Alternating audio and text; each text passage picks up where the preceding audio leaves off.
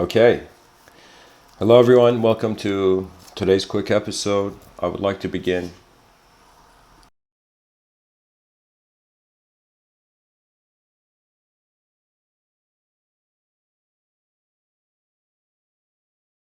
A concept came to me, and that concept turned into a sort of event and an incident. And that incident, that experience of that subjective experience of that incident became the title of this talk. March of the Eternal Vision. Now, when I look at this idea of some sort of vision continuing, evolution to me is some sort of eternal effort to continue as a temporary phenomenon. So, in some sense, we're creatures influenced and inspired by our vision, and so it's as if our vision is endless, the destination is just endlessly forward, you know. So, in some sense, the intelligence is endlessly marching, just endlessly going through. Now, when I say March of the Eternal Vision part, I'm kind of associating to the right side of the brain, and the marching part, I'm associating to the left part. Kind of how in life, you know, there's observance, the quality of just observing something. There's no action inspired yet in the individual, but then there is, after you have observed, acting upon that observance. You know, it's as if the creature is not just processing data, it is implementing, it is applying its frameworks of reality or whatever design it has access to.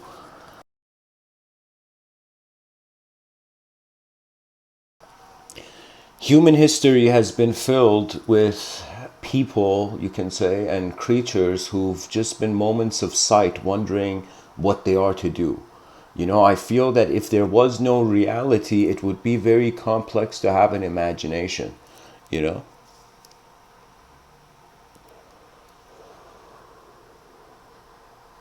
It's kind of like reality is a situation that's between the singular dimension and the zero dimension. So, what that means is what is real is either here or not here. It's either real or not real. Do you see? But what is imagination seems to be not neither the void, neither the real. It's like the in between. It's like the potential the potentials of reality can be said to be imagination. When I wonder about what I'm going to do tomorrow, potentials arise of my own narrative to me. When I thought about sitting down and giving this talk, you know, certain potentials and narratives, the same sentence began being heard through different worlds.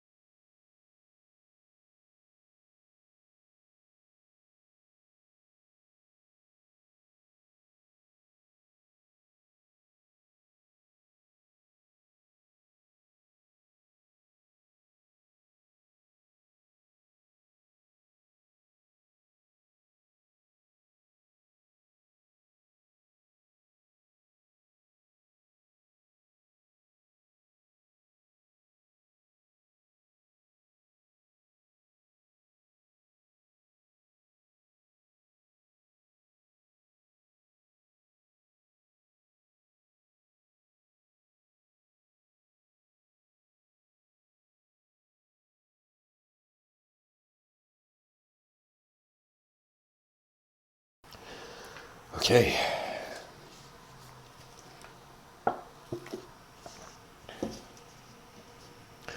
please excuse the gaps in the talk. But to continue, pretty much the human being has the task of finding a story that serves their inner and outer realm. We are living in a civilization and society that at first people are in their own universes of vision.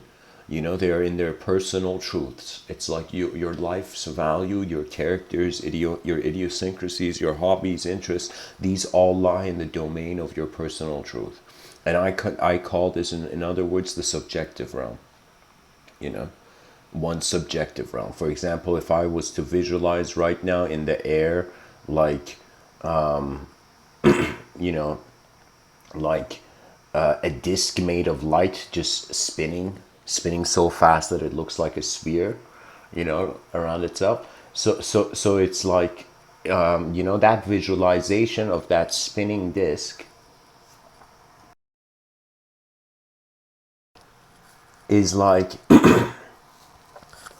it's in my subjective realms. It's in a room. It's in a personal room I'm in, that visualization. Unless I vocalize it, unless I say the things, the phenomenology behind my eyes, there's, in some sense, I can't say, it's like it won't be accessible to other people's realms. Of course, we got to consider that when you look at others, when you look outside, you see objects. You know, when you look at yourself, how you see yourself as a subject. That's why you have a name. That's why you have a sort of character in a story kind of background, right? So it's like when we look outside, we're objective. When we look inside, we are subjective. And Carl Jung has this quote. He says, "He who looks outside dreams. He who looks within awakens."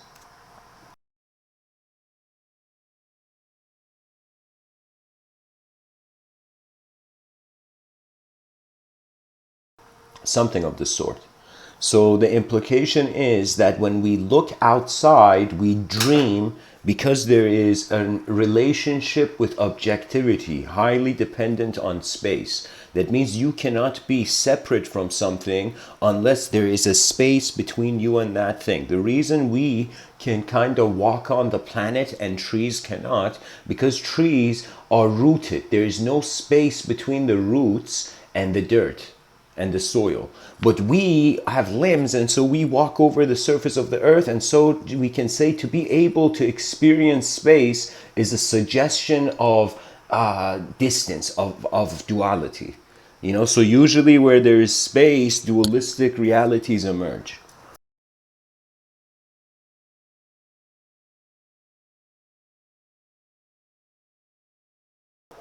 I thought it would be very playful if, like, we had this story where this guy ends up going into heaven, and he goes to heaven, and then God is there. The voice of God is there. And the guy's like, "God, can I ask you a question now that I'm in heaven? I think it should be okay."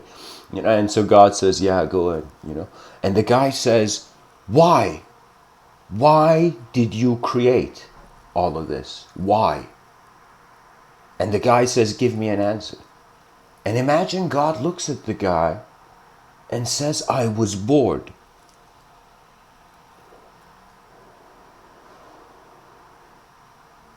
Can you imagine?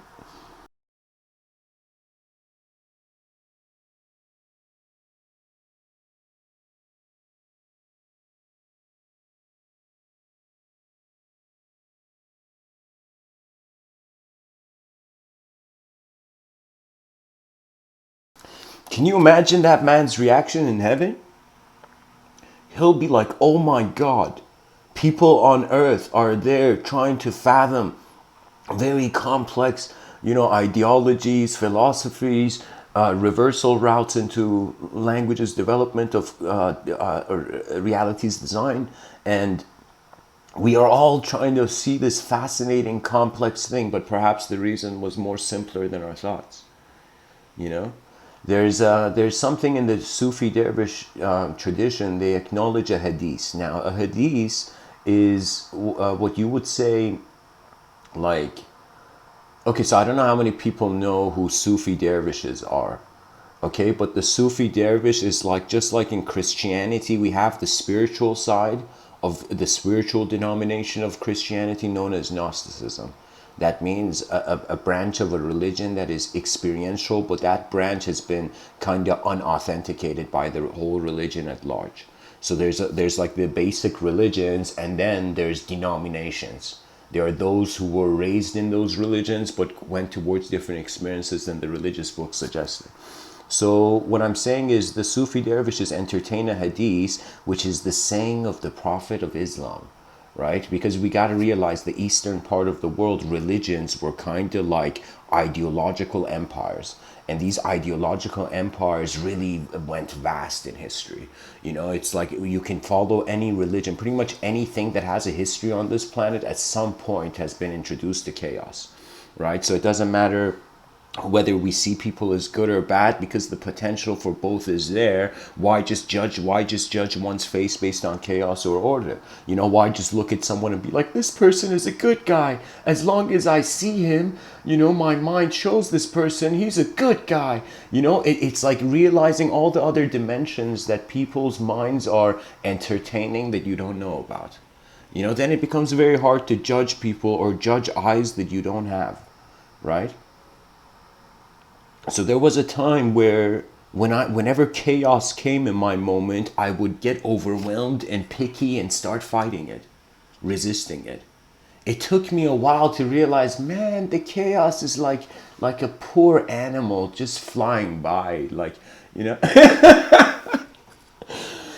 What I mean by that is my inner chaos stopped externalizing, and my mind realized it deserves the calmness of its own being.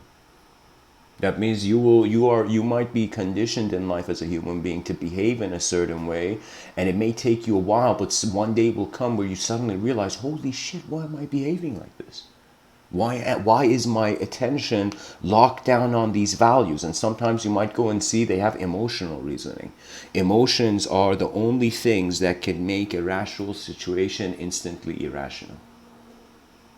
And emotion is a conflict, and it's an intersection, a collision between another moment where you existed and the moment you're existing now. So what that means is, imagine like when the person was a child, and as a child they wanted to say something, among a group of people, to say a joke or something, and then the parents and everybody denied. Even the person tried to say the joke, in the middle of it somebody else started talking. So that kid will go on with a inbuilt resistance, tension, as if like, I wanted to do something but I couldn't finish it. So that incompleted sense of one's own action in one moment may come up years later, when the other person is, somebody tells him tell a joke, and he's about to tell the joke, and suddenly all those emotions of the denial of the expression is felt.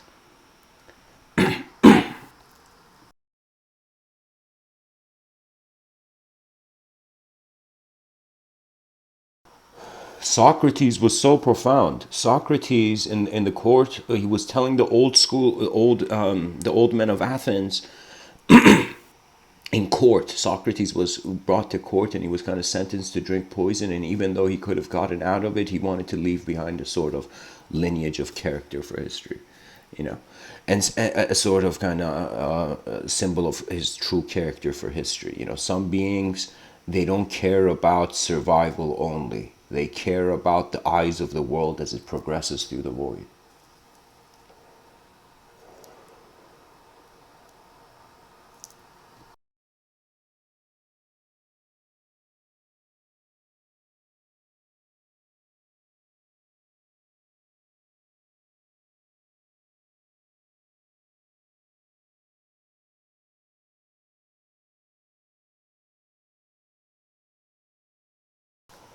Socrates tells the old men of Athens, I have two enemies, some that are ancient and some that are recent.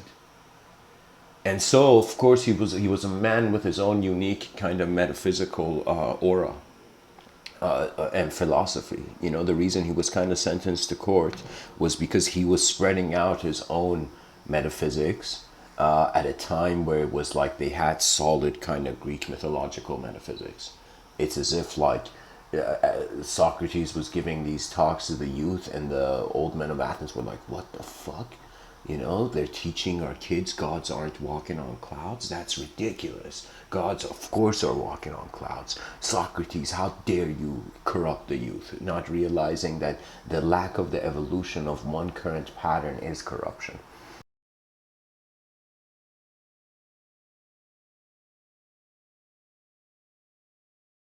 We can say corruption is when there is a butter, there's butter. When there is a better,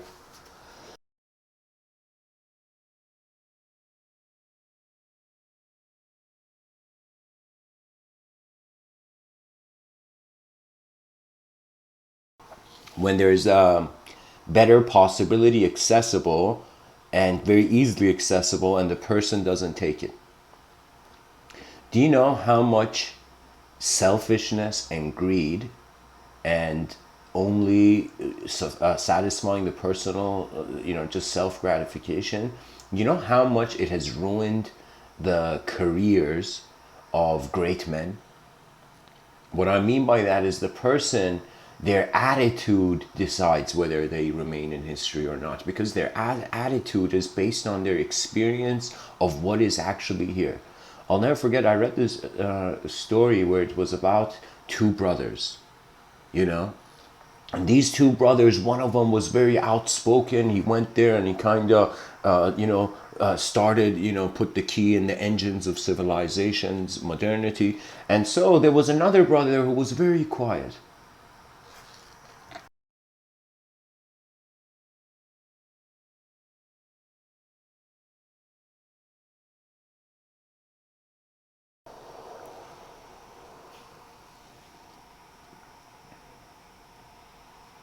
And so, out of these two brothers, the one brother that's quiet writes one book, the other brother writes so many books, and people know him and all this, and he has a good experience of life.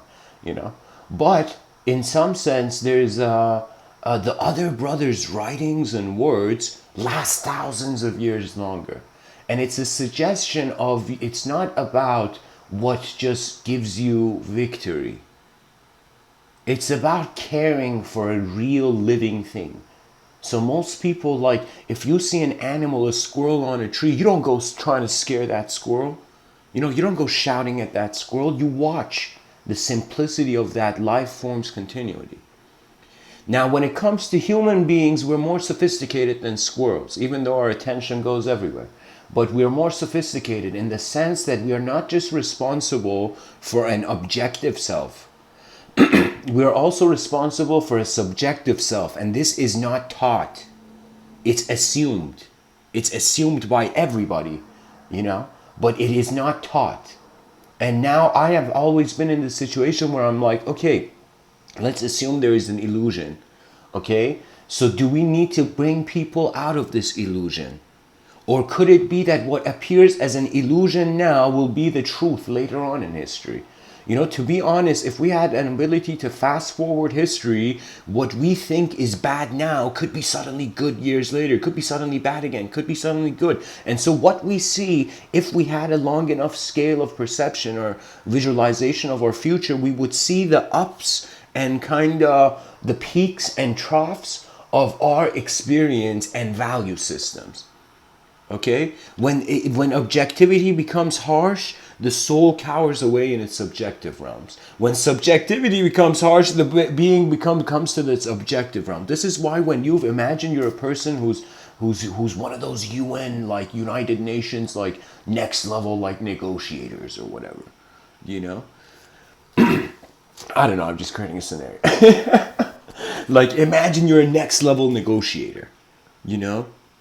So you as a next level negotiator would be in the negotiating room for, imagine, like half a day, 12 hours nonstop, just like, take as many vitamin supplements as you can and handle this problem that wants to be a win-win for both sides.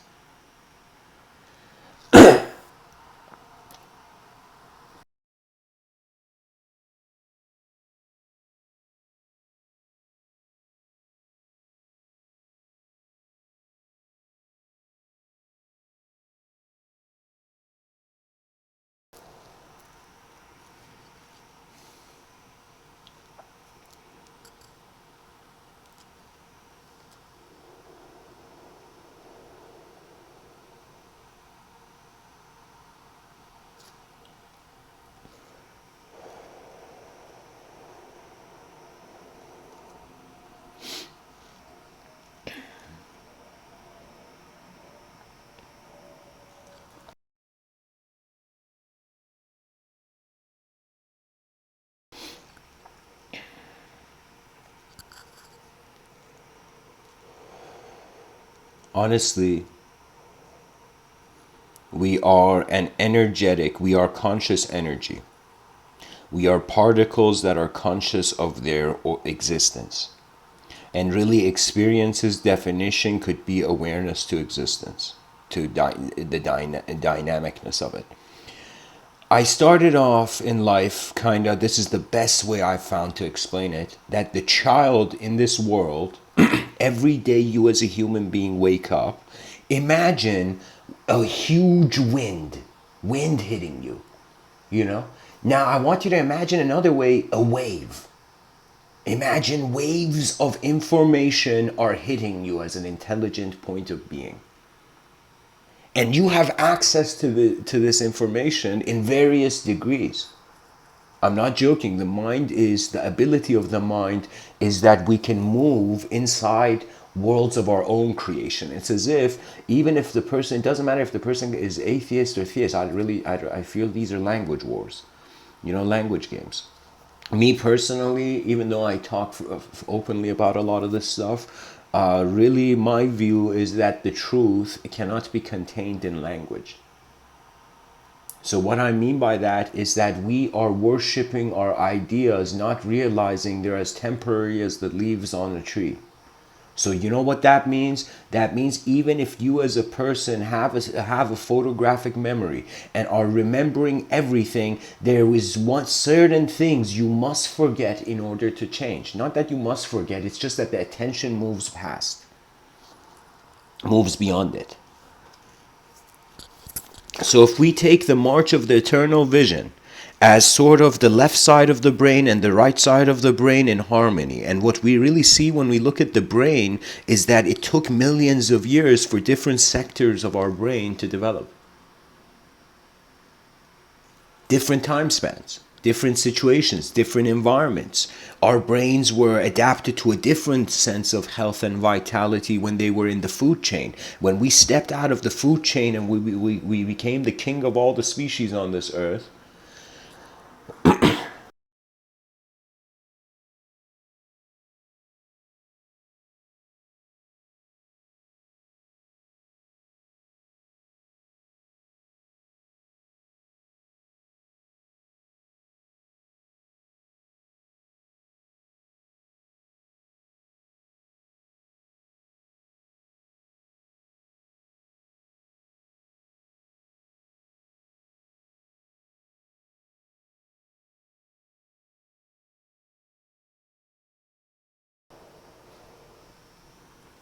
the frontal lobe seems to be a lot of where the intellectual conscious activity seems to be emerging, at least.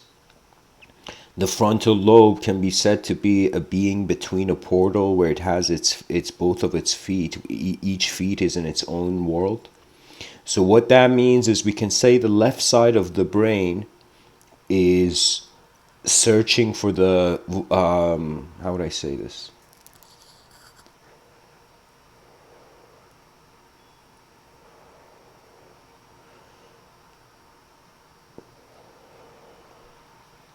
A part of your mind, the consciousness is oscillating between infinity and emptiness. You can say the more the person's energy levels are higher, the more they will feel they can have an effort to continue. Therefore, emotionally, sub-psychologically, the person is feeling eternal to themselves.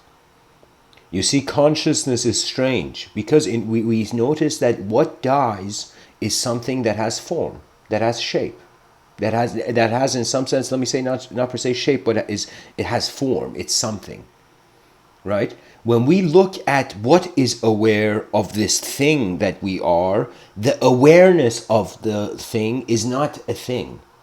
That means when I tell you to look at any object in the room right now that's around you, when you see that object, you are not inside that object. You are observing it outside. So you are a totally different thing, seeing something else that's a totally different thing.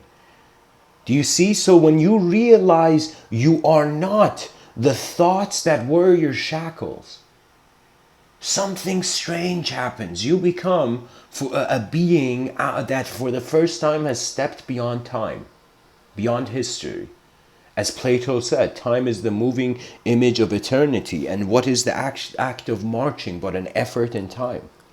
So it's like the situation becomes way more fascinating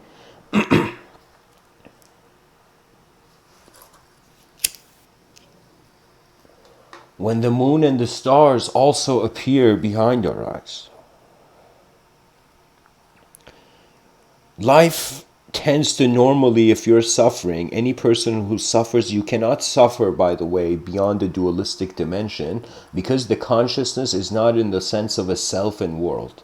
Right now, the reason people can suffer in this world, the reason they have that authorization, is because the self is separate from the world. It was like, what was the cost of freedom? To endure the individual journey. So what I mean by that is, imagine we have been given free will and we were in a negotiation contract with the universe. And the universe is like, all right, human being, you can have free will. I'll give you free will. But in you being an individual that is free, you will also experience your difference and separation from all that is. So the cost of individual conscious freedom was an ability to also have the freedom to see the chaos of every dimension.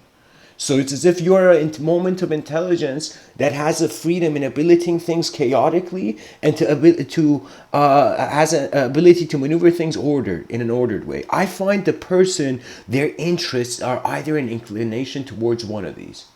Right? That means think about all the scientists that are getting access to advanced technology in our civilization right now. Some of these scientists want to see chaos unfold. Some of them want to see order unfold, right?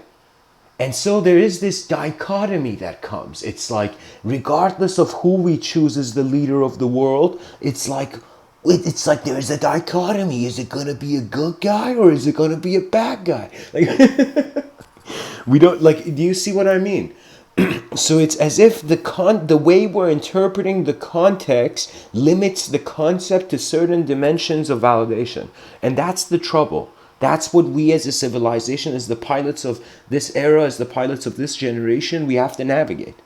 When I say piloting, guys, I feel the child psychology has a devouring nature. When you look at a lot of children's egos, like even yourself, I even remember myself as a child, right? The child is very self-conscious because it's new to an environment.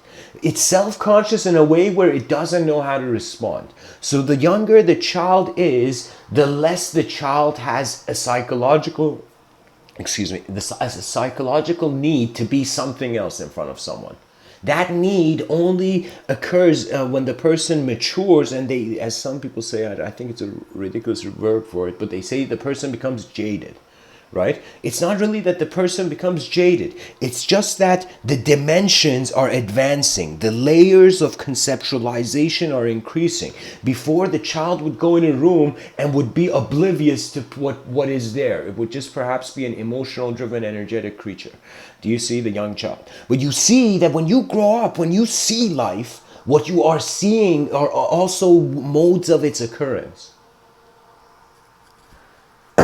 So these modes of its occurrence begin influencing the filtering, the way you're filtering life as a being. So your ideology begins getting more complex movements to define itself through.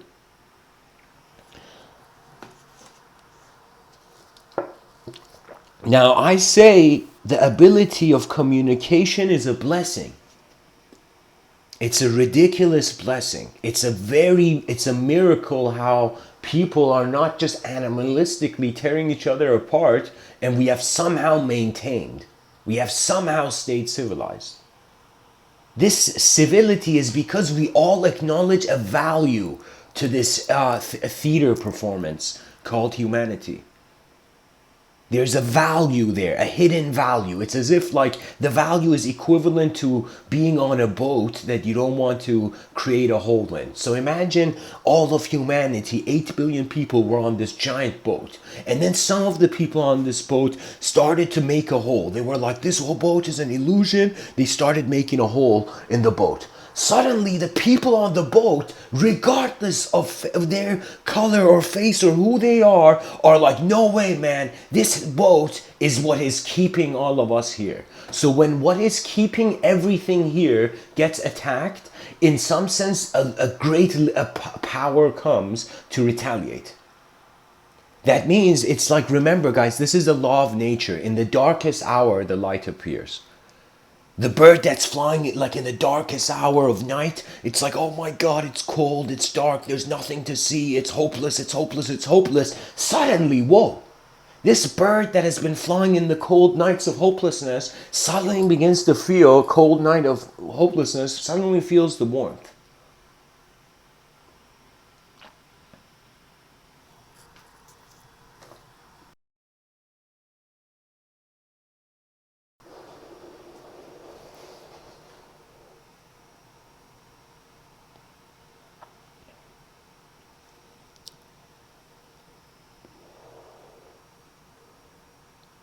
And then this dawn arises.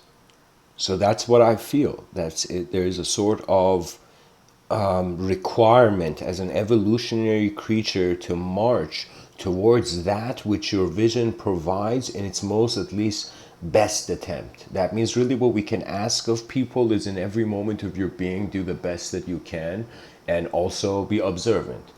That means sometimes you will go into certain states where you will not even be resisted as a person, but you will not win in that game, because not all games are meant to be won. Some games, most people's life purposes is not to win. I don't want to say win. The concept of winning is even like, it has too much of a connotation nowadays. I would say stability. So we are like, imagine like there's a volume, just like room temperature. Imagine there was a certain, I mean, there is, I think, what is it, 20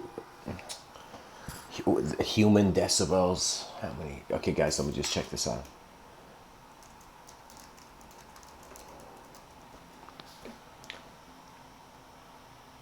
Okay, so there we go. I got it. Yeah. Sorry, not decibels. What am I saying? The range of human hearing is generally considered to be 20 hertz to 20 kilohertz, but it is far more sensitive to sounds between 1 kilohertz and 4 kilohertz. Or no, it's the same actually. So we can detect sounds as low as 0 decibels. You know.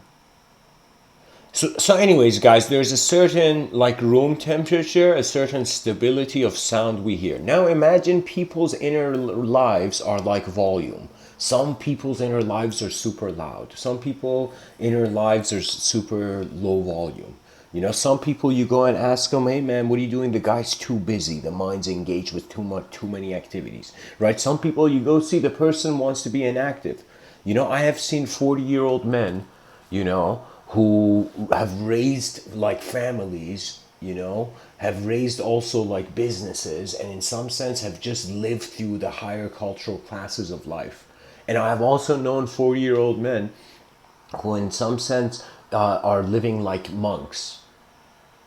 They're just letting the moment and the experience move them. Ultimately, everybody has an experience, is going to have an experience of this life. It's like unavoidable, you know. We experience this life and we don't experience it as a full continuity because we sleep and we blink. There's always gaps in our perception. So really the psychology of the human being, and just when we look at the brain, I'm telling you guys, I have a theory of evolution and this of all of our human psychology, that it was because of the constant on and off switch of the sunbeams hitting the earth. Like, you got to think about it. All this radiation is hitting the planet and we think it's not really, like, it doesn't have any influence on our psychology. I think that is why our heartbeat is there. I feel the sun's beams imprinted on a very subtle level the blueprint of life on this planet. Just like we have two brain hemispheres, the heart breathes, there's inhale, exhale. It's like light was on the planet, light wasn't on the planet, light was. So this is an incredible, I find, realization, because then the person realizes the design of their intelligence has been based on the light they have evolved in. So, like, on some level, I may just think of myself through life. I might just be like, I'm just this guy, you know, this person in this world. But then I think about my genetics. Then I think about my DNA. Then I think about all my ancestors who somehow formulated enough of a reason to continue on.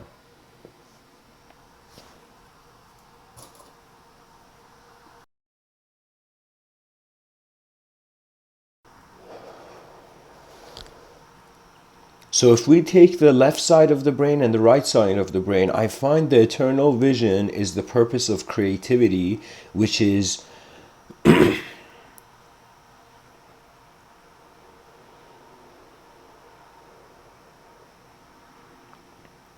it's as if like people who seek oneness is a strange ultimatum of creativity. It's access to all dimensions, including the void. True oneness means you have to also become one with the empty. So when you become one with the empty, that's true oneness, oneness with all, right? So when you become one with the empty, that means you are daring to move beyond the zero dimension, the singular dimension, the dualistic dimension. And really what can happen is as you step out of one conscious sphere, you can totally step into another conscious sphere. So let me tell you what I mean by that. Imagine right now you're inside a glowing sphere. Now, inside the glowing sphere, you don't see what's outside. You're caught in your beliefs. Imagine you step out of this sphere, this glowing sphere. You now are beyond your beliefs. You see more than what you were limited to. Now imagine you see another sphere and you enter that sphere. Now you're lost in that ideological system. From the inside of the ideological system, nothing else can be true. From the outside of the ideological system, that ideological system is among many.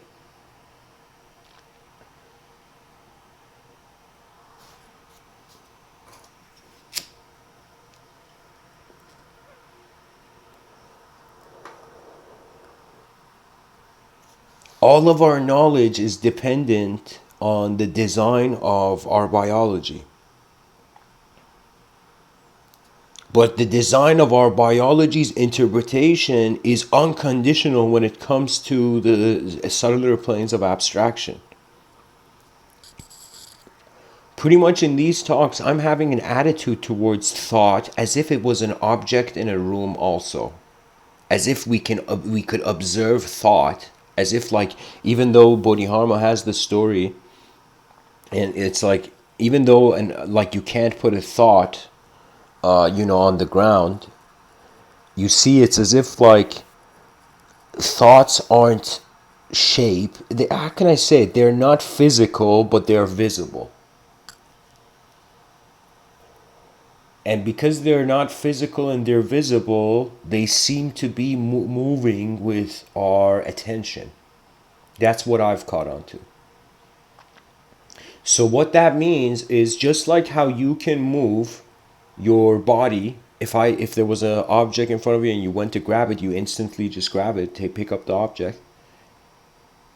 So similarly, it's like the same intention to move your hand is also the same kind of intention that animates subjective conscious selves. So when somebody asks you a question and you're responding, that response is coming from not just a self that is aware, but an awareness beyond the self. An awareness that's observing the self as if it was an object, it would still be able to see it. That means there is a distance between the thought and the inner witness ultimately, and that inner witness, when the resolution of the experience arrives there, it becomes no longer internal external. All of metaphysics, as Sri Ramana Maharshi says, all that you have learned will be forgotten. There will come a time where all that you have learned will be forgotten. So what that means is right now we are asking the questions because we're holding stuff. The moment has content, but there is possibility that the moment will arrive in different states where there is no content, you know? And that could mean a collective being. That could mean like right now, the greatest example we have of a collective being is one ideology that a bunch of people just see. It's like when a bunch of people believe the same thing, that's kind of weird. It's like we're not built to be clones.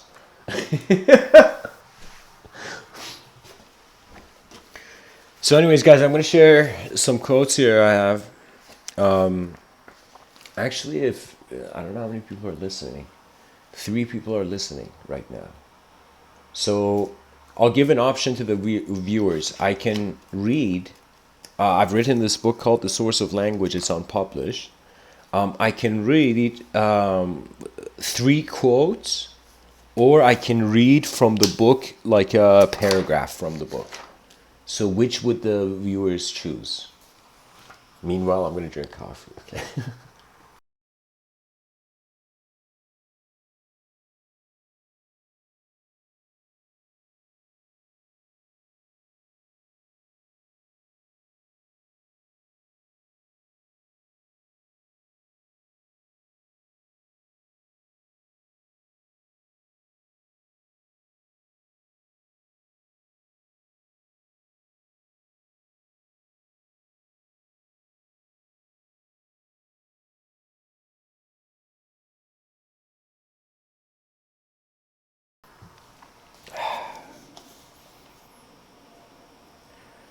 Okay, guys. I wanted to kind of create excitement, but I mean, inevitably I was. But sure, okay, let's do it. So, guys, The Source of Language is this book I wrote, and I started writing in 2015. Kind of went into a frenzy of writing it, wrote 2/3 of it, then stopped writing it and moved on to other things. Right? So I'm reading from, and the book is designed here. I got to read the title. It's called The Source of Language, a series of poetic and philosophical entries written by Amin Jabbar Ansari, which is my name. You know. So The Source of Language, it's a series of poetic and philosophical entries. So you can think of it as a sort of, it's like prose. So anyways, in each chapter, in each entry, I have 3 quotes written. Just I chose 3 quotes from different people in history, and then I wrote the entry. So this one is the 20th entry. It's called "The Universe is Glowing in Mysterious Ways." So the 3 quotes that I wanted the kind of mind of the reader to kind of be introduced to. One is by Homer, this ancient man from ancient Greece, I believe. He says, "Yet, taught by time, my heart has learned to glow for others' good and melt at others' woe." That means the purpose of life is becoming sensitive to life. Michelangelo says, "Even beauty, which is seen here by persons of perception, resembles more than anything else that celestial source from which we are come."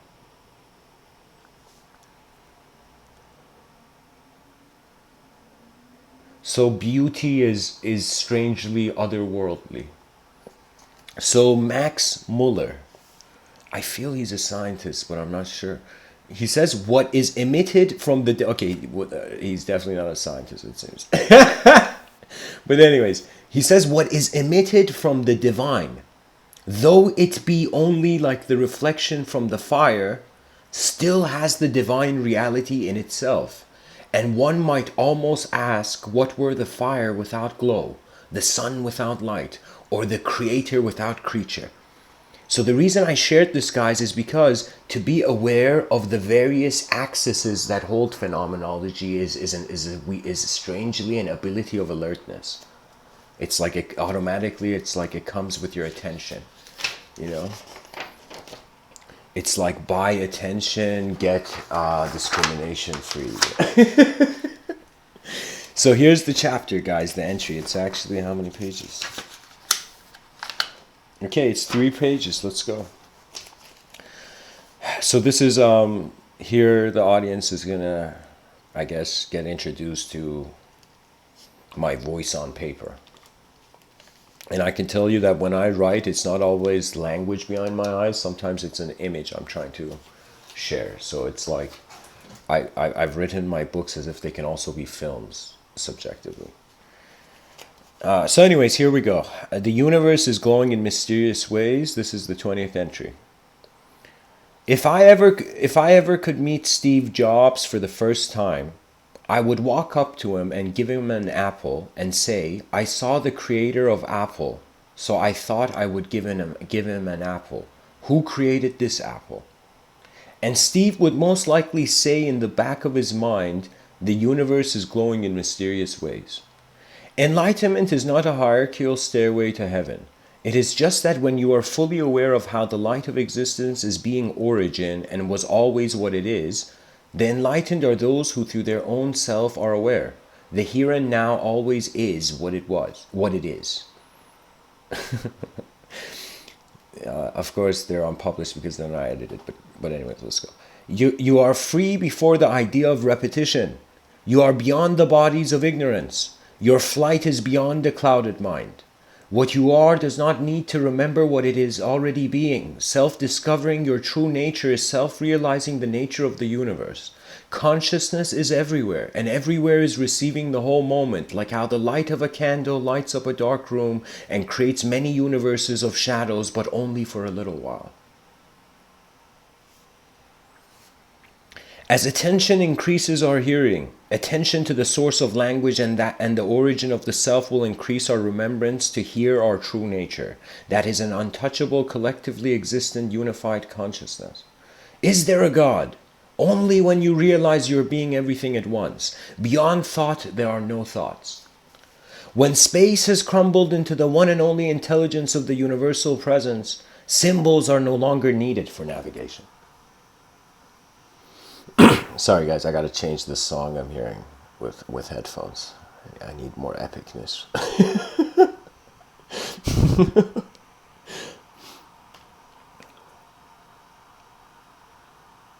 Okay, let's go.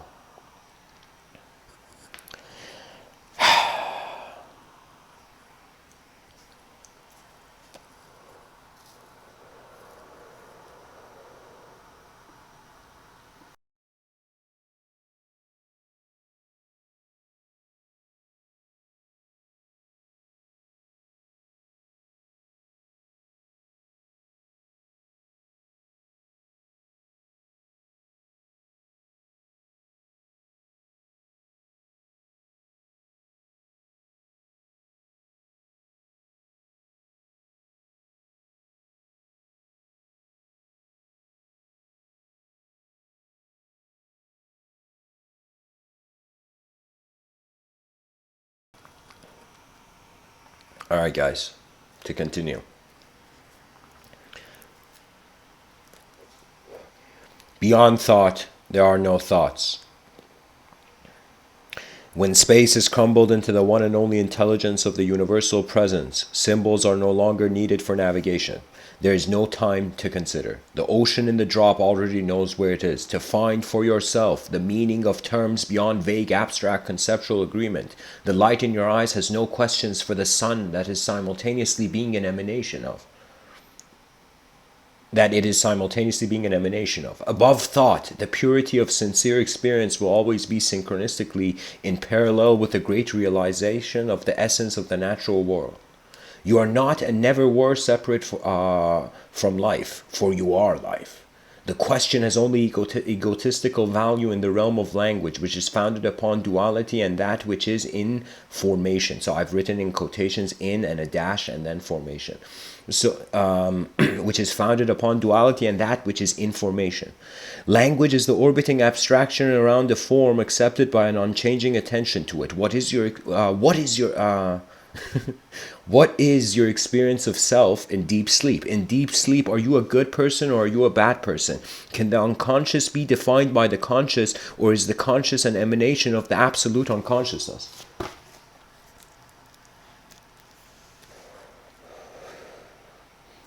Robert M. Pirsig says, We take a handful of sand from the endless landscape of awareness around us and call that handful of sand the world. If all that your perception was and is aware of was a handful of sand, whose hand is holding all conception in your experience? Is it an individual idea or a collective realization? In a universe of countless stars, how important is the study of no dash thing? Of nothing. This must be said. Language is not the greatest technology man has ever developed, even though a person of only objective belief must think so. The greatest technology is and can be remembered as self-awareness. This word, for some, will be a divine gift, for others will be an empty box. The intelligence of your essence cannot be ignored. Just like how Mr. Within for the first time has brought forth the idea that every student in school must each plant a tree every year. If you don't plant trees, you can't graduate to the next stage. Simple and kind. Intelligence is being aligned and in tune with all of life that is happening now. Consider it as so that there requires to be two self-realizations about the nature of existence, for simplicity of direct experience's essence and for the source of language to be truly revealed. The two self-realizations can be, for the sake of language, be categorized as physical and non-physical. The interesting thing about the two types of self-realization is that they share the same result. At the end of both of them, you're in the same state as you have always been. But through the revelation of humble and sincere direct experience, the fruit of these revelations is beyond ideology's grasp.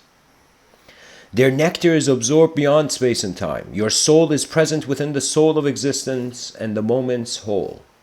The physical self-realization is the suggestion that the universe is changing and the universe is changing and the emptiness of fixed temporal ideas is immediately confronted. No one lives physically forever, and if they do, they have not understood how life works. The non-physical self-realization is about the self-inquiry into the nature of thought. So this is the other one. So first was the physical self-realization, no one lives physically forever, and then the non-physical self-realization, so I'm going to read it. The non-physical self-realization is about the self-inquiry into the nature of thought, which can metaphorically be considered to be a subtle thought body that grows through the use of attention of language. Through the use and attention of language.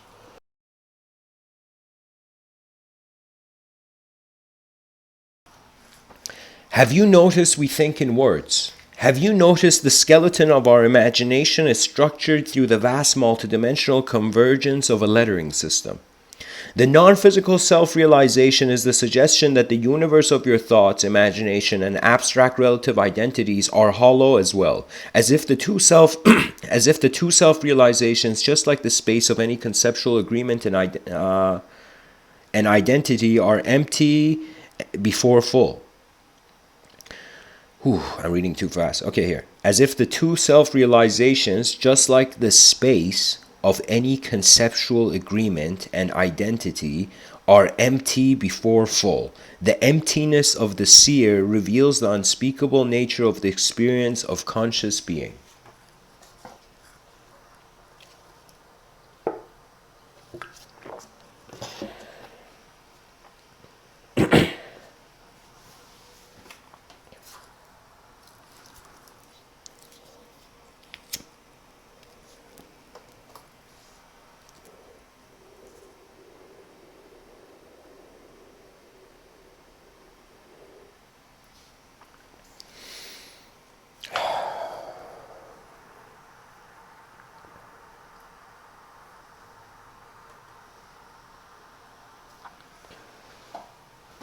I'm going to continue. There's a bit more left to this entry. Remember the drop. So I'll read it from here. The emptiness of the seer reveals the unspeakable nature of the experience of conscious being. Remember the drop already being in the ocean analogy. It is already the ocean. If you were an eternal being, how would life be the creation of your attention?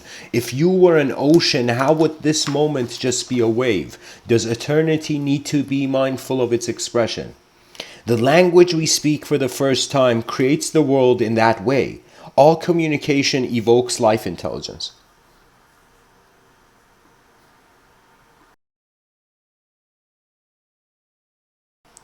How much meditation does a person need? Question mark. Enough to realize they are the absolute. All star seeds in quotations are already all star seeds already know the growth of their design. When you can close your eyes without closing your eyes, playfully said, you are enlightened.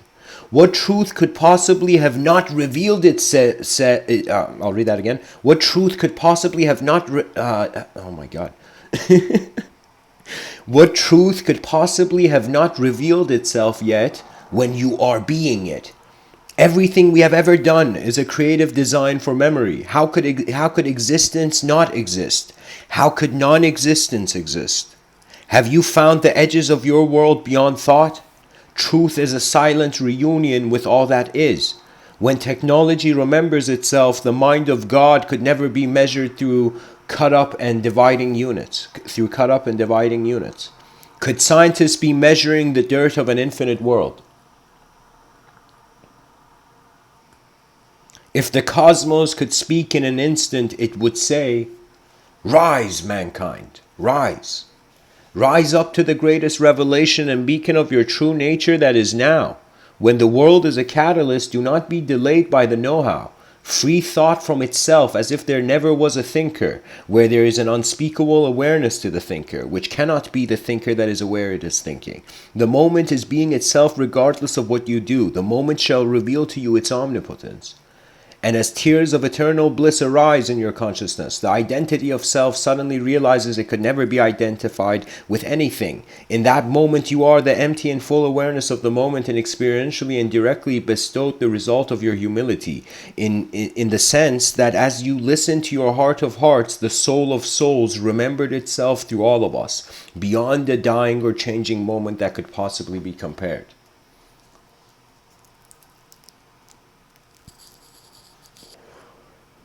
The one and only will suddenly realize it is the only one. The only intelligence that has given the view of existence, birth and death. Through every memory will notice God or the undying intent of emptiness within all. Once Superman has self-realized the super soul and the Atman beyond any superpowers, there will be no Superman. Oh, how beautiful is this changing world. Before you were born, truth was already standing here. And that entry ends, guys. That's what I think. That's my favorite sentence of it. Before you were born, truth was already standing here. That's the ultimate realization. Let me see in this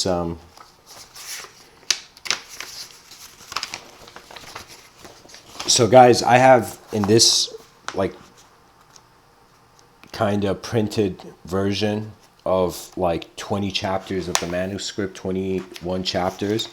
If anyone wants me to kind of read one more entry out of this, you can choose the random number. You know, the first number anyone chooses, I'll read that entry out of 1 to 21. So anyways, I'm going to continue with the talk. March of the Eternal Vision. What could it mean? It could mean our eternal existence, could be in our collectivity. We tend to see in so many movies, like any movie, you'll get emotional when you see the human archetype sacrifice itself for the greatness of all human archetypes. You know, it's like an inner psychological martyr kind of complex, you know?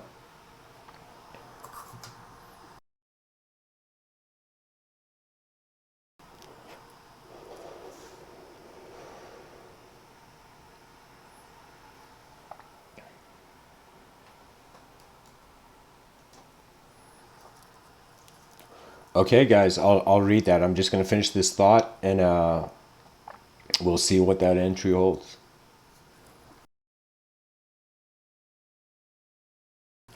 Something noteworthy, guys. Like writing is something that I've kind of like, it's on the list of kind of something I want to really talk about, the evolution of writing.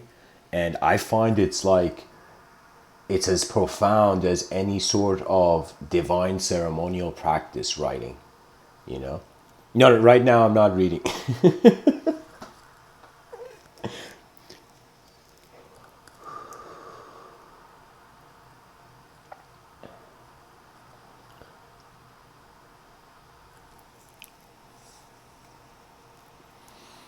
Guys, I just want to share before I read the entry.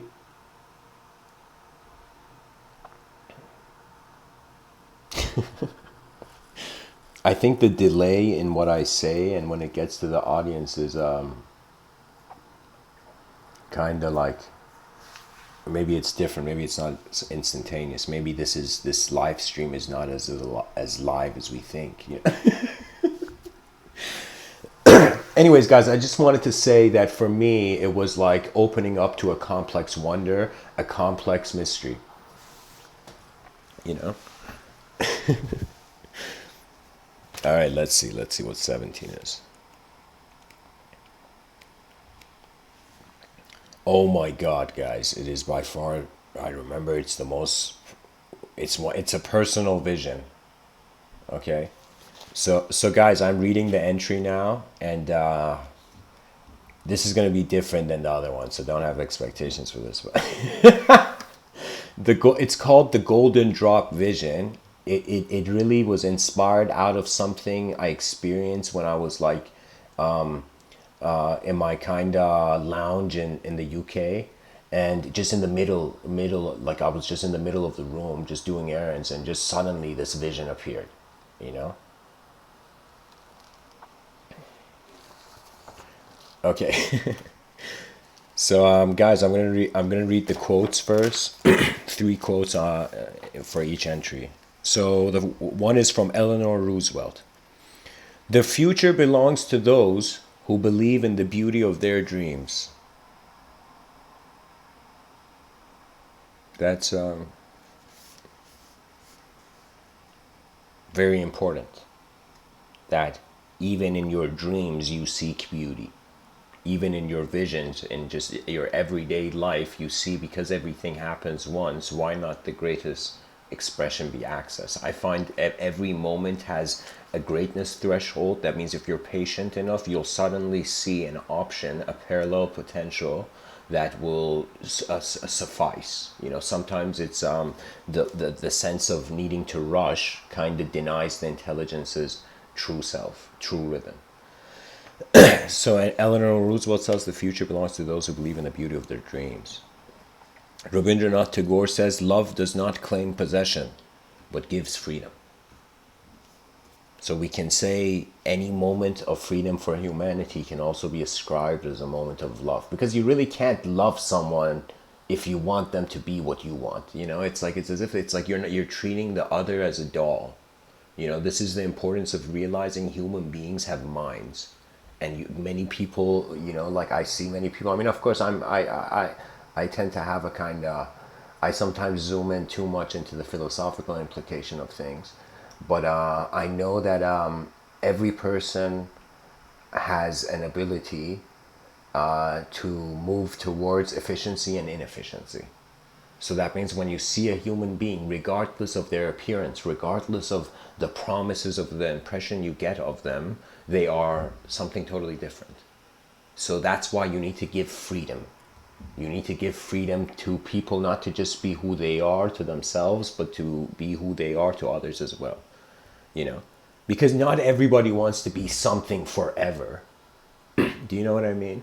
Like those people who want to be something forever, I think their psychology hasn't evolved after the age of 15. Immortality is like till the age of 15, I could understand you wanting to be immortal, that being cool. But eventually you see the deeper dimensions, and it's not about per se just analysis, intellectual analysis. It's about engagement, and also with the emotion. After you give freedom to thoughts, you give freedom to your emotions. You know, so your emotions free up, the less of an ideological creature you are, the less the moment brings bursts of emotions, you know. So anyways, Johann Wolfgang von Goethe, he says the soul that sees beauty may sometimes walk alone. And that's true. It's one of the greatest moments when a soul realizes they are alone. And in that loneliness, the responsibility of the dichotomy of creator and creation becomes one moment.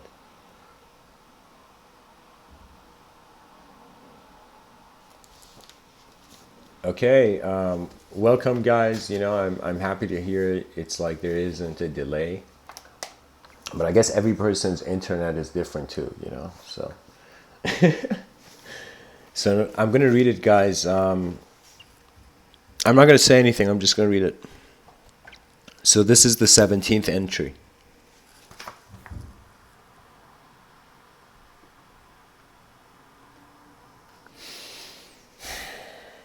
The golden drop vision.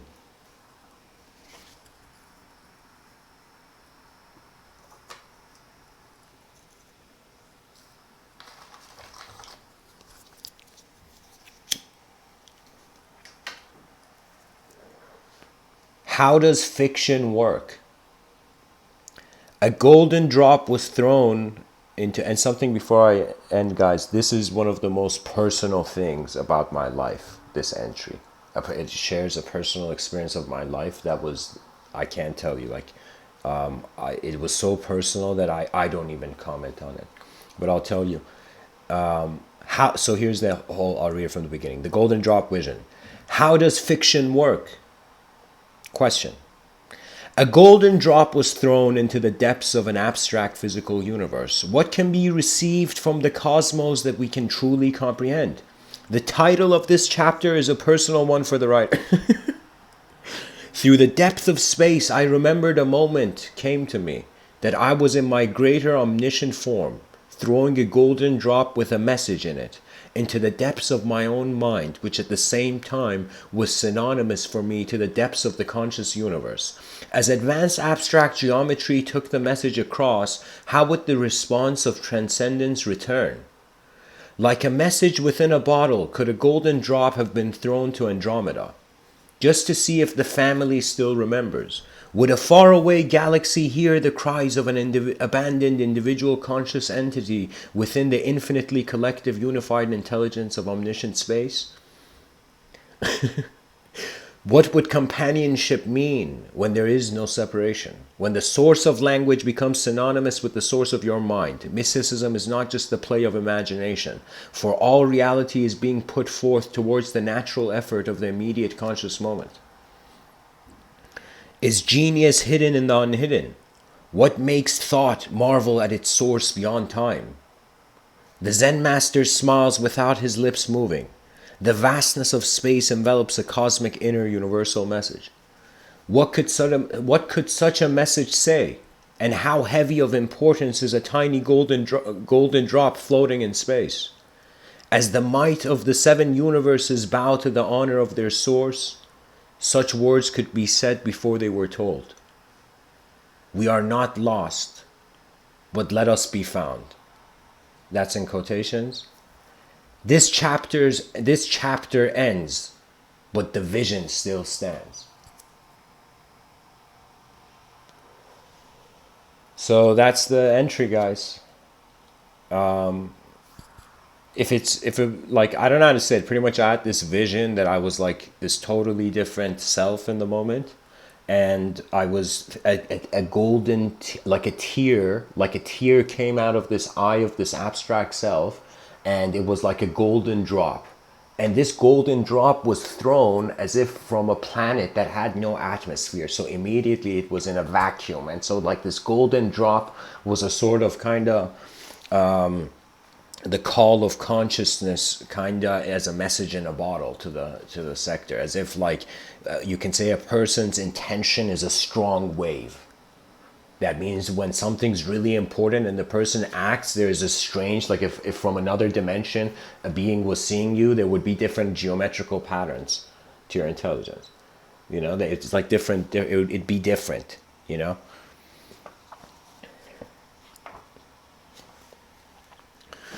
So, yeah, guys, those were the entries. I became fascinated, guys, because my childhood was entertained by, like, I entertained religious ideology, spiritual ideology, scientific ideology. All of them were kind of diplomatically around me, I hadn't seen any chaotic dimensions to these ideas yet. And What happened was a lot of what I'm saying now, before 2011, if I heard my own talks, I would get angry. I would get angry at who's speaking, you know? I would get angry at my future self, in other words, if I heard my own talks back then, who I was before giving them. Simply because I didn't care about objective truth. I didn't care about the world. I only cared for the victory of my inner realm. That means I just wanted to conquer. I expected the world to listen. You can say it was like a youthful, you know, kind of tyrant complex, inner tyrant. So what does that mean? That means like imagine a kid being experiencing an unnecessary suffering at a young age, and so anything that happens to a person influences their psychology, you know. So even though like something bad can happen and go, still the memory of it, the design of it, the experience of it, of course like it's some experiences kind of sculpt your long-term memory, you know. But I'm saying that eventually the attention of an evolutionary being means like don't freak out about anything in this life because it changes. That means you might feel you are valueless now, but how do you know tomorrow suddenly great value is not going to find you? How do you know suddenly you're going to go into a moment and just your patience and mindfulness, you know, brought the stars into, you know, writing for you? So what I mean by that is that there's the saying in kind of Eastern traditions where they say it's written in the stars, because it was a lot of revelation. I kind of see revelation strangely like a subjective comet. I see the religions as like these giant comets that just hit the earth, and they had such a massive influence. You know, it's like the person's like, you know, they finish mowing their lawn and they're like, look at this magnificent lawn, you know, and suddenly a giant asteroid hits. And this giant asteroid hits, and the person is like, whoa, of course they can't be the same. Their whole lawn has been destroyed. Their whole subjective landscape that they have entertained has had parallel potentials arrive to it. You know, and most people, I find, you see, because the more life is kind of like you go up a hill and you come down. That's pretty much life. Okay, so as people are going up the hill, they entertain more narratives that are still, you don't need to, it's like exploration is key. But when the energy levels reduce,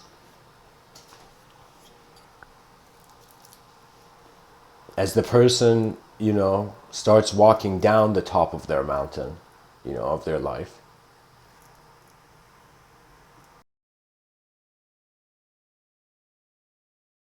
there is less energy for rationalization, so the emotional intelligence of the being, and based on all that the being has assumed, kind of work and go on, you know.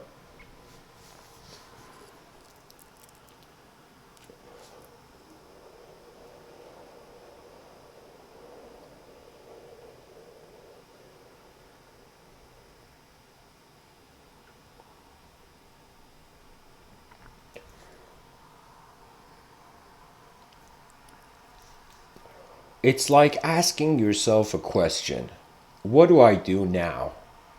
And you see, the now is just being. It has nothing to do with what you do. I think freedom is space. I think discipline is like how matter moves in space. I think we don't need to constantly be ideologically oriented. I think that ever since, like, I see the progression like this. There was idol worship. People were like, yo, look at this rock, this is God. Oh my God, this rock is God. You know, they were worshiping idols, objects. They felt an object was true. Then somebody came and slapped that rock out of that person's hand. He's like, God is not a rock, silly man. And then the person's like, what is God? And where did we evolve after? Ideological worship, idea worship, language worship. Language worship has in some sense encapsulated the attention of the being, where at its core it's just an attributeless sight in space. The witness cannot have shape.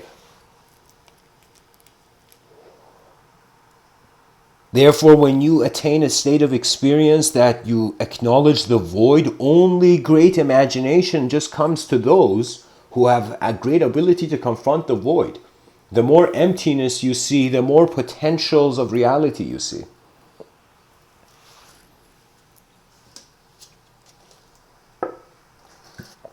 Like, look at this picture I've chosen. I think it's an excellent picture in the sense, I don't know who the artist is, but great work. What I see in this picture is each of these human beings has a life. Before the war, was living in society as a sort of pattern in life.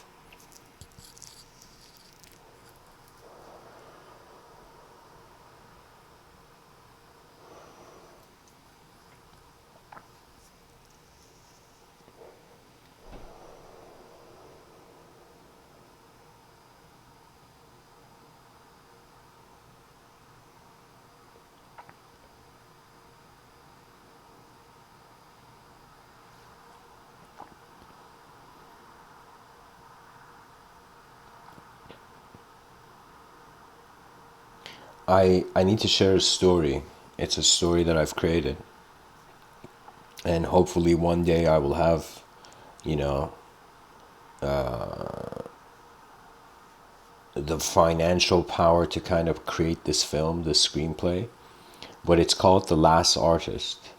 The Last Artwork. And so it's about this artist, you know. I don't remember if it, yeah, I think it's called The Last Artist or Last Artwork.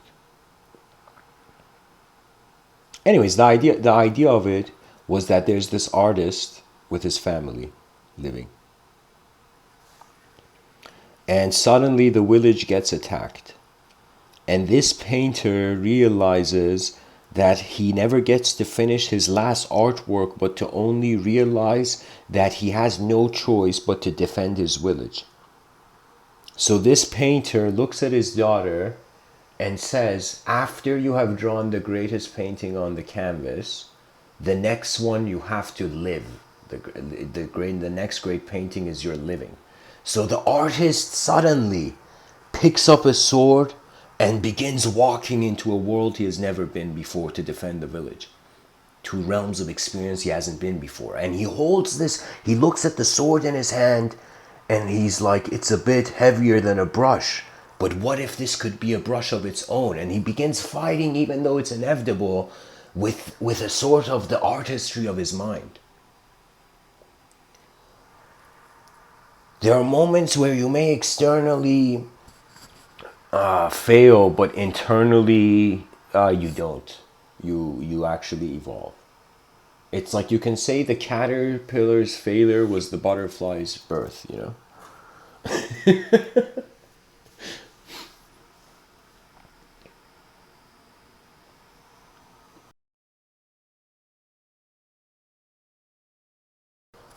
We are 8 billion creatures on a rock.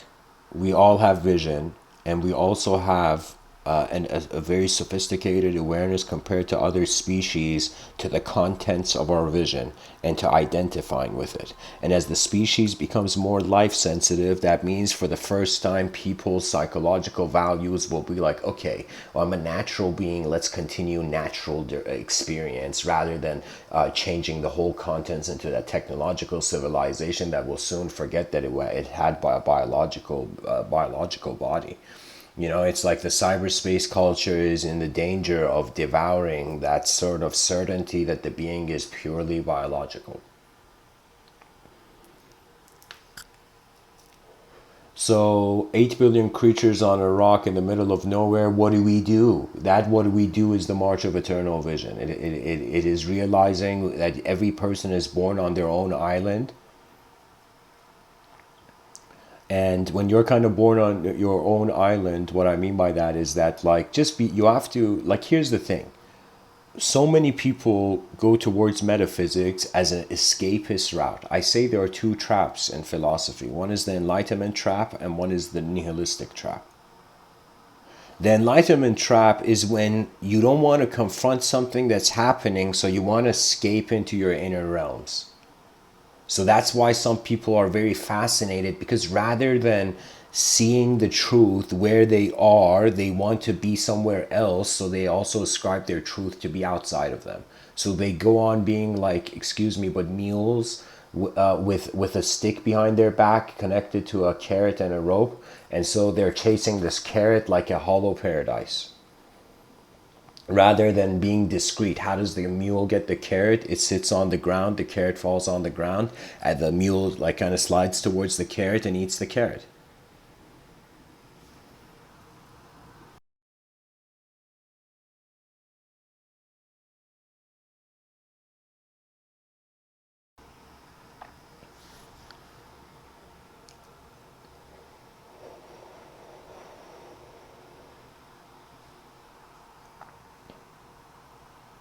You see, it's not. I think it's the reaction to the unknown is always overwhelmment, and overwhelmment means the certainty of the situation has changed. That means your attention in the moment has noticed a different pillar to the foundation of the meaning of the moment. Do you know? So it's as if we can say, what would an advanced being in an advanced civilization look like? At least, what would it appear as? It would be a being that would go through realms of simplicity and complexity without an instability in the inner realms. So that means when you can observe yourself as a thought, then you're no longer a thought that is a self. The self becomes the experiencer as it always has been. Just the recognition that you are like the light of a candle. Consciousness is intelligence lit. And there is a value in this. And the value is in our inner realms. And all our ancestors have just been going, walking like sheep with the status quo, not realizing that behind their eyes there were worlds that deserve to be seen outside. I feel there should come an incredible renaissance. I think every person on this planet should be carrying a duffel bag with all the books about their inner realms and throwing it at humanity and being like, here, at least keep this. And the person fades with the sands of time. So you see, I feel we have to somehow inspire the inner realms to authentically be liberated. And the issue is the person will not act true unless they have it. That means you might, this is going to be hilarious, but you can always negotiate people out of their egos by bringing their attention to life. Imagine like this hilarious scene where we have like this corporate guy come into this small business, this plant business, right? And it's like, yay, man, I'm gonna buy this property and build a skyrise. What you gonna do? You know, it's like, and the guy's like, and they're paying the guy so much money to buy his land that he has to kind of sell his flower shop because it's like, why not? Like, holy shit, it's millions they're offering him. But he's there in this kind of old school flower business, imagine, and these people with suits, kind of like jacked people with suits, and they're like, sign the papers. This is the way to go. Like negotiators always make it that what they want is actually what you want. You got to be careful. A lot of life is games, and some of those games end up being real, where then you experience like deeper dimensions of emotional stability and communion. But anyway,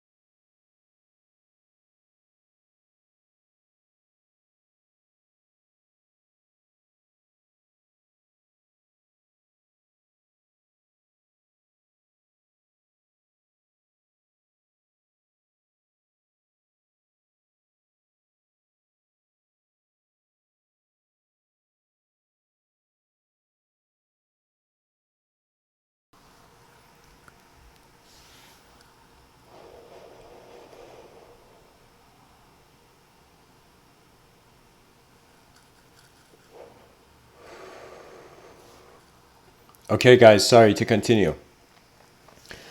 The old man in the flower shop, he looks at his flowers and he sees the contract in front of him and he sees one of the businessmen spitting into one of the flower cups, like, things, imagine. And the man suddenly says, it's as if like he leans towards their characters. This is what I'm saying. You can bring people out of their egos. And he tells them, why do you think I'm selling plants?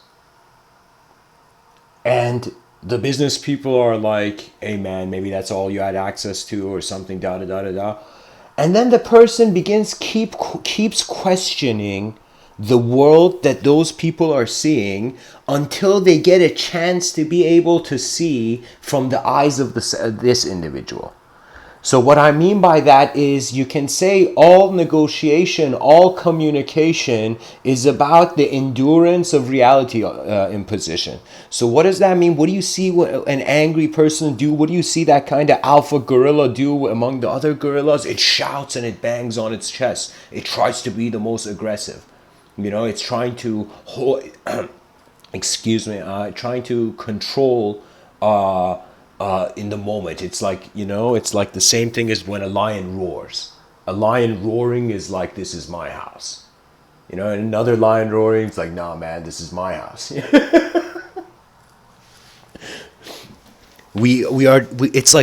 was like owning a body wasn't enough. We had to own all the things that would help preserve the body. Now I'm thinking, imagine if the civilization had everything that preserved the body, we would become creatures of pure mental exploration. We will be minds at some point in civilization. We will experience ourselves as more as multidimensional minds than singular bodies. I feel that time will come.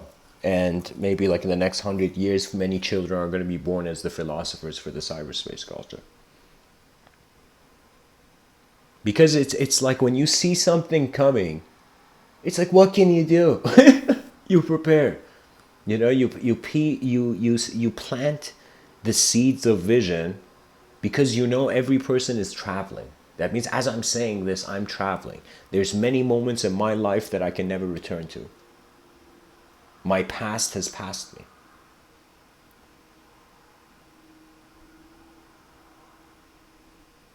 So where is man left? He's left in the presence of what the future can be. And as Lao Tzu says, sometimes you gotta let go of who you're being now to be who you're really meant to. Fascinating concept, no? That you may right now think that you're a certain person with a certain story, and that's been kind of like as if a backpack on your back.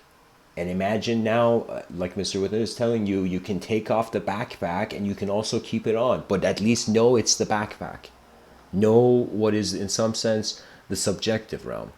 Because the language of your mind, as Hafez says, the words you speak become the reality you live in. So if you ask yourself, who are you, and wrote a sentence as a response to that, that sentence will literally show you how your attention is sequencing image. So you'll literally know by writing one sentence what was the most valuable thing that you wrote. So guys, that's it. Unless anybody has any questions, or I can read one more entry. Let me just see. If anybody has a shout out, and of course be a new person, have a shout out of a number between 1 to 21, but 17 and 20 can't be one of those numbers.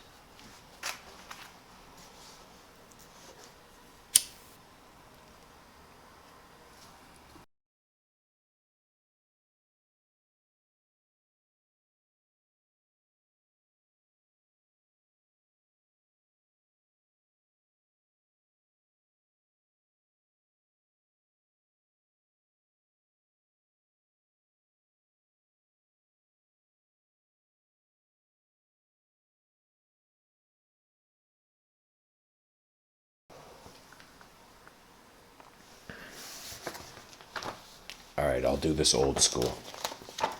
Let's see what random page opens up.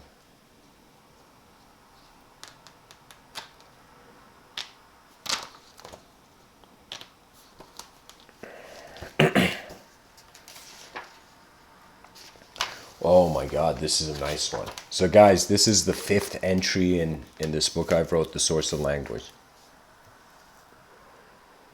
So, the God within the animal. That's the title entry. Title of the entry. So entry 5, The God within the animal, from The Source of Language.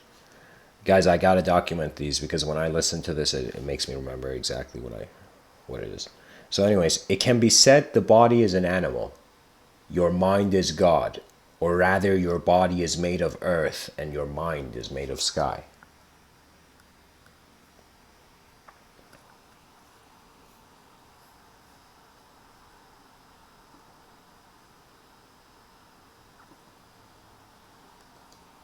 It's fine, Richard. I'll read 16 after too.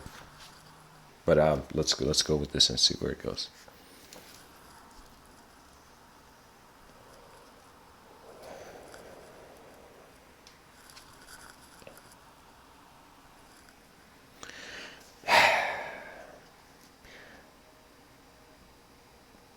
It can be said the body is an animal, your mind is God, or rather your body is made of earth and your mind is made of sky. Therefore, all communication can be said to be the communication and movement between the earth and sky, the body and mind, and the animal and God. Eastern mysticism shines upon the view of the world that it is an unspeakable organism beyond the description of its parts. What that means is that from the shadows you cannot discover the true nature of the sun. Let us find the enlightenment that is quicker than light. For if you were an artist that wanted to draw your greatest memory of existence on a canvas ready for visual paint, how the world happens is quite the most beautiful thing. Many think life is about its length, but it is about its depth. The depth of life experience is a suggestion that when you wonder what is the best way to live life, it will be said you can get lost in a game of duality, which is the unhidden world that language walks on, or you can liberate yourself from how if you were to think beyond thought, there would be no thinker. Suddenly, the words of language have finally found themselves transparent to the world of direct experience. How you acknowledge this moment is important because every idea that you have on your moment will create an unconscious cycle of karma. In other words, language and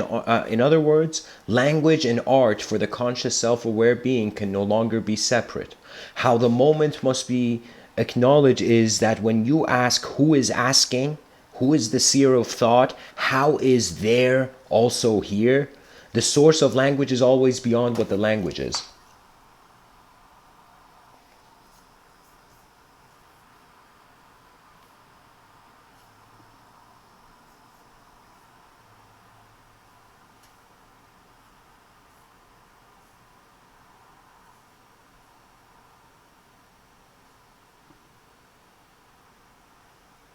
Sorry guys, just a second, I got that.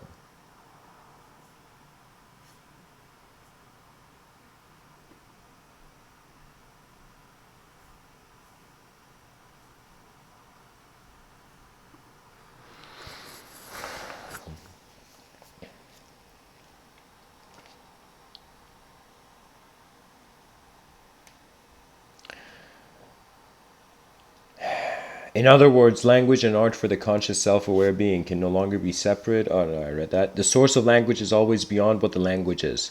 As Mr.Within has said, the letters of the alphabet are not enough. This universe is not a tangible fixed concept or idea, and it will never be. For as long as we have imagination, science cannot have the loudest voice. A self-reflective, divine, direct experience will suddenly, through the gates of silence and stillness, very intensely tear up egotistical conclusions about reality.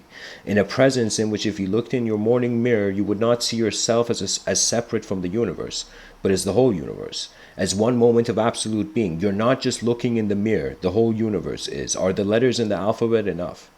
Enlightenment is stepping out of time through a self-reflection beyond time. No two people would be one person, for there would just be one person. When you flow with your true nature, that is the whole moment, you don't connect to many ideologies to self, for self is your pure moment,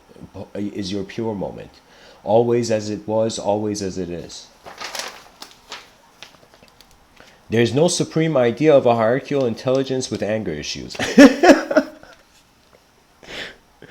The God of the heart is the best God, for it beats as the center of the breathable universe. Behind the eyes of ideas, there is no third eye of an enlightened master. There's the beauty of a moment that is its own mirror. Polished by nature, we are all divinity's work. If you look closely at these letters, you will see they are artwork.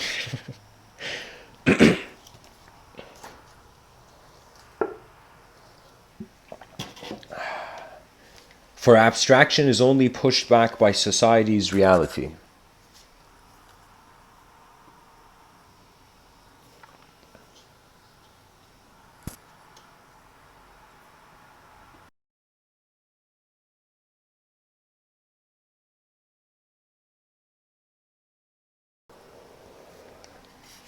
For abstraction is only pushed back by society's reality. For language was the smudge, and direct experience is the glory wiping the mirror of a new vision. The mind conceptually is void, but rich with subjective design. Has a thought taken off its mask? Does the sun rise as a new thought? Has your solar, like in quotations, SOULAR, has your solar presence realized it was never an individual soul, and the teacup had to be empty before it's full? Can Zen masters breakdance? Are words fighting back? The mystery of conception always points to an axis unconsciously thrown into the endless abyss of the unknown. Lanterns are kept in the sky for no reason.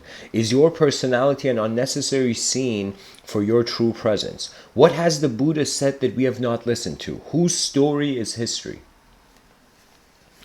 Transcendence means direct experience is all that is happening.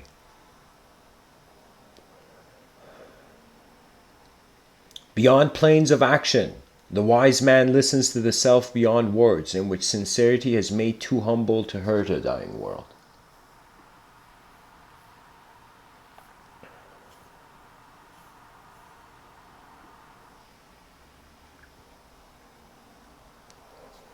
How do the eternal behave to temporal rudeness? Don't stay thirsty, my friends. Just walk omnisciently as your true nature. Imagination and technology are the horses, if logic, rationality, and divine intuitive intelligence are the chariot. Now, wonder, dear reader, who is sitting in this grand picture that is the chariot of the moment? What is the texture of your experience, or have you not playfully discovered the oneness of love yet? For in selfless devotional service, like the tree outside, to our moment, we shall live fruitfully without prior karmic disturbances, boomeranged from insincere moments of unnecessary actions of thoughts. You are not a linguistic thought. You understand this because there's nothing to stand under. If you think you are a thought, how can a thought have thoughts? How can a thought understand another thought? There is something more. Close your eyes for one moment. Visualize some object. Now, while your eyes are closed and visual sensory perception is absent, with the projection of memory only kept alive, what is within you that is observing that thought behind the space of thought? Behind the space of sight. So I'll read that again. Now, while your eyes are closed and visual sensory perception is absent, with the projection of memory only kept alive, what is within you that is observing that thought behind the space of sight? That means pretty much if you close your eyes and visualize something, what is observing the light of that visualization? What kind of what? It continues. There is something more.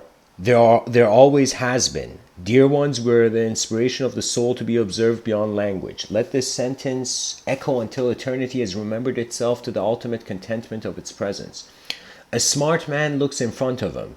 A wise man is the whole moment that sees. Beyond ordinary perception, just like the stars promised, we are extraordinary.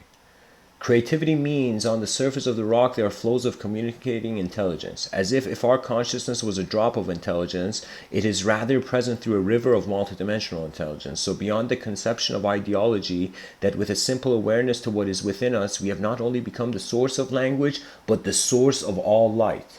As if that which is the source of language and that which is the source of light is like the same. There are two ways to look at our world in regards to a multidimensional context. Either we are within another world, or another world is within us. It seems the cosmic fractal in nature of the body never stopped growing. Wisdom originates from self-reflection. Trust the moment and let the divine smile. You are the whole of life, not a part of it. You're not on a spinning rock in the middle of nowhere. You are, in caps, your, in caps, whole, like the whole is in caps, not the your. You are your whole moment.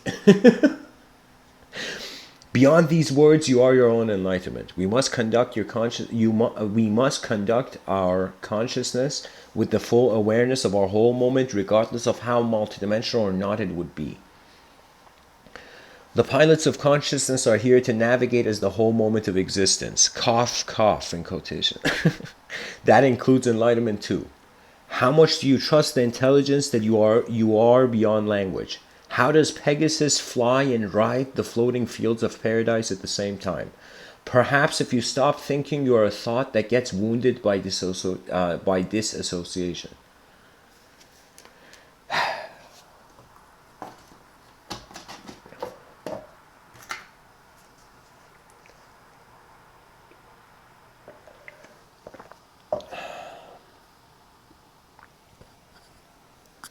Realize you're not a thought and you never were. You're a moment of existential experience, untouchable by all that is, for it is defined, based, and by all of it. My beloved friend, you're your own torchbearer. God is already its own exploration. If you only think you are a creator, in quotation self, in parentheses self, you will build blindly. Be your moment. There's nothing simpler than that. Are you reading this book or self-reflectively observing how the nature of your own mind emanates into reality? A mind that is not colored by thought, but rather drawn forth by all existence. It's simple. Be sincere, and the seer of all sin is beyond sin. You are the path. There's nothing else. Oh, guys, I forgot to read the quotes at the beginning of this entry 5. So the quotes are, one is by Rumi. I died as a mineral and I became a plant. I died as a plant and rose to animal. I died as an animal and I was man. Why should I fear? When was I less by dying? Yet once more I shall die as man to soar with angels blessed. But even from angelhood I must pass on. All except God doth perish. When I have sacrificed my angel soul, I shall become what no mind ever conceived.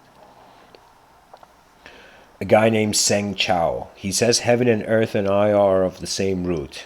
The 10,000 things and I are of one substance. Ludwig van Beethoven. Don't only practice your art, but force your way into its secrets.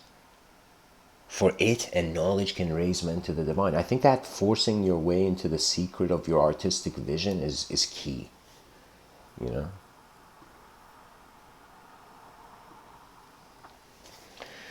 So what was it, 16? And then I think I have, my voice box needs to rest.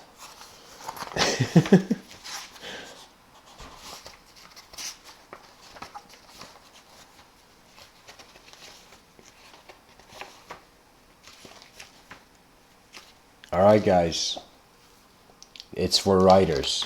So anybody who has an inspiration to write, 16 is called The Pen That Opened Worlds. Entry 16. The quotes that are at the beginning of it. Moryo Shiva. Everyone has a spirit that can be refined. Everyone has a spirit that can be refined, a body that can be trained in some manner, a suitable path to follow. You are here to realize your inner divinity and manifest your innate enlightenment. Moryo Shiva is the founder of Aikido.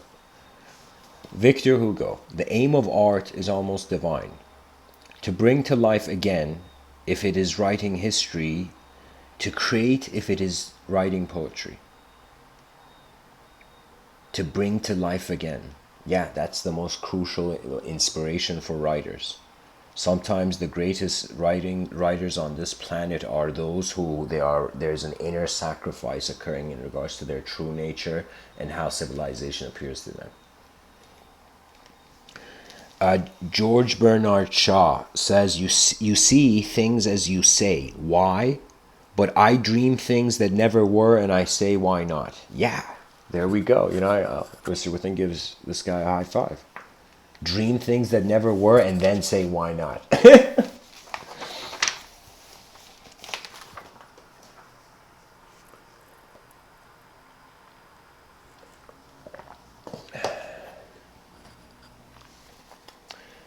The pen that opened worlds. Let's begin the entry. Some writers are not artists, but a divine pen moving on its own. What is the greatness of mankind? Have you felt the soul of souls of the whole cosmos that you're being? Let humility be the most sincere guide. Live your life now. There's no other time.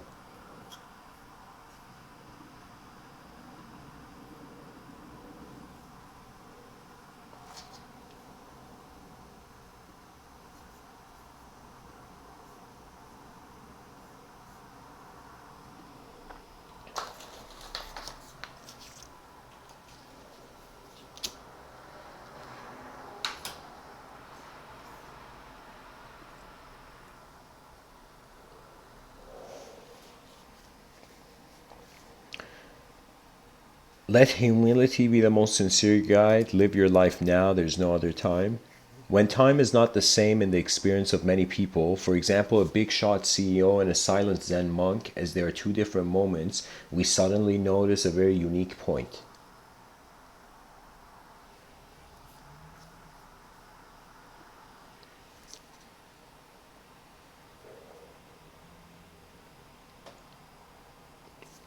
If two people or maybe 8 billion people are having different experiences of time, then how real is time really? And could it be that in our infinite unknown, we all share the same oneness of emptiness, intelligent beyond the conceivable shape? Life is too dynamic to be static. Life is too static to be dynamic. Has the CEO witnessed the selfless beauty of Zen? Even monks should not get attached to emptiness. Just be who you are. What else is life asking? Before we all Satchid Ananda out of here, for the ego never existed when all manifestation moved at once. Return to the beauty of the here and now. Where else would everything go? If the location was defined relative to everything, could enlightenment be simpler than we, in quotations, think? You are the untouchable bliss of cosmic consciousness. How can life move you without knowing where it is moving you to? Let us not just be experts on nothing, but to be the wisdom of the cosmos is more than a disguised God. Truth cannot lie. How could you fall if before you were up? What I mean is that good is based on bad, and bad is based on good. A sweet couple dancing on reality's lens. So as up and down are relative, you only need to get redeemed in proportion to the intensity of guilt that you have self-imposed. Guys, this is really important. So as up and down are relative, you only need to get redeemed in proportion to the intensity of guilt that you have self-imposed. When we notice the world is real in our eyes, there's no outer rebellion but an internal self-inquiry that reminds clarity what it is. To be Zen and opinionless means to not allow duality to exist for the view that is originating it beyond that duality. Love and compassion are important, but only to the awareness that is the self beyond the idea of the self, in quotation. Wild wisdom shall find you, once truth has found an honest mirror. Life is communicating with us all the time. Time is a communication of life. What that means is that if you're sitting somewhere reading this, simultaneously the planet, the world, the whole cosmos, and the moment is communicating to you as you. The moment is grand. If the planet could speak, what would she say to you? So guys, like, check this out, you know.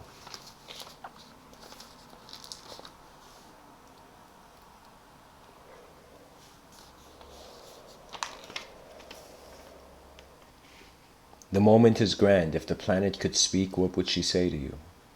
Once one realizes that the nature of all thought is void and colored only by personal view and ethnocentric tendencies, and that the nature of all objective phenomena is empty, and it is only once your eyes are open that you begin painting the empty canvas of the day with your own means, this brings up a very interesting question. If it is only when our eyes open that we see the object and the value, prior to that view, could there be an awareness of being that was aware that there was no picture yet? So just like a coin, the duality of the veil as also simultaneously being its unity. The alchemy of chaotic order is a suggestion that language is creating most of our lives. But once the attention within the attention is found, the collective realization was never for an individual, but only individual through ignorant, elusive acceptance. When you are within God, that also means God is within you. For when we again wonder about where our sensory perception is being received, it seems the light of sight must enter our eyes, so is externality only being internally received. Do you ever see anything beyond what light has allowed? Seems like the projector projected on the wall is shaking. Once self-inquiry is intently decided upon, you will sincerely detach from time to be administered by the divine, in quotation, super soul intelligence within all things. Para Brahman shall be remembered greatly.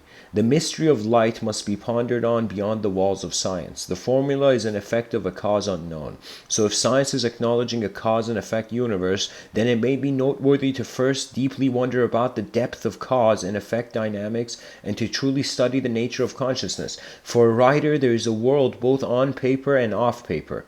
The observance of how existence is existing for you through such sincere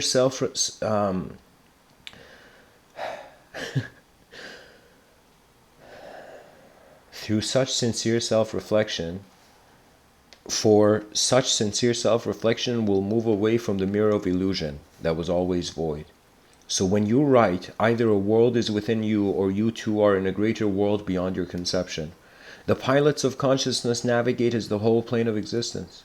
That means as you're reading these words, consciousness is simultaneously being empty, full, and beyond. Could transcendence ever be an idea? Life cannot be caged in thought, for the awareness prior and beyond the thought was never caged, as the stream of sincere devotional intelligence is found. Let faith carry you towards the one and only true nature of reality. The ocean of consciousness that has embodied spectrums in this world of forms of us. The ocean of consciousness that has embodied spectrums in this world of forms of us. The many shall remember the one shall remember the many. So the attention to the language is beyond the language. Life has not manifested you to be ignored and bored. The greatness of your design must be self-realized through an unchanging moment. Are you afraid of the rope that looks like a snake? The greatest service is to attend to our natural state of being, which as intelligent life already knows what to do. Mystical and yogic studies must be advanced more. The new wave of treasure revealers is no longer to search for anything outside, but to realize the treasure within. The dream of life is beautiful, but the awakening has beauty too. Awakening to what? To a moment beyond the experience of language of ideas. When God's mind becomes a source beyond all the language that defines it, silence in quotations is too a divine gift. Wisdom is now. Your consciousness has always blissfully been breathing it. In the love of all that is, in the gratefulness to know thyself, the world and you are the same moment. That's entry 16, guys. So thanks for tuning in. I have to go meditate on a cup of tea right now. But the march of the eternal vision means you're a living being. Like that candle, there's a certain temporal possibility.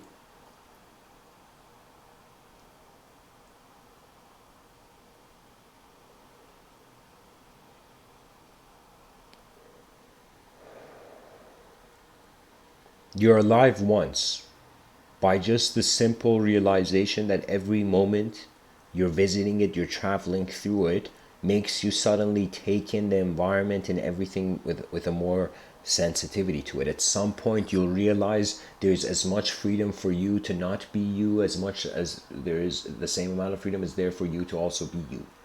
And what I mean by that is the pure being is an experiential attention at that point. So it's like you don't have to always be in a sphere of thought to be an individual. You can be a little bit outside of that sphere of thought and observe it.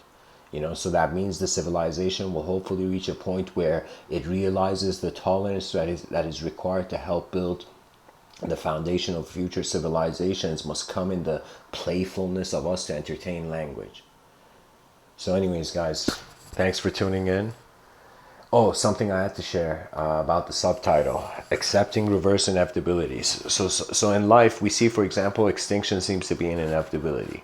Okay, so now, even though that's an inevitability, it ultimately pushes us to a situation where we're like the other side of the express. Like one point, it's like the temporal is becoming eternal, and the eternal is being recycled into the temporal. You know.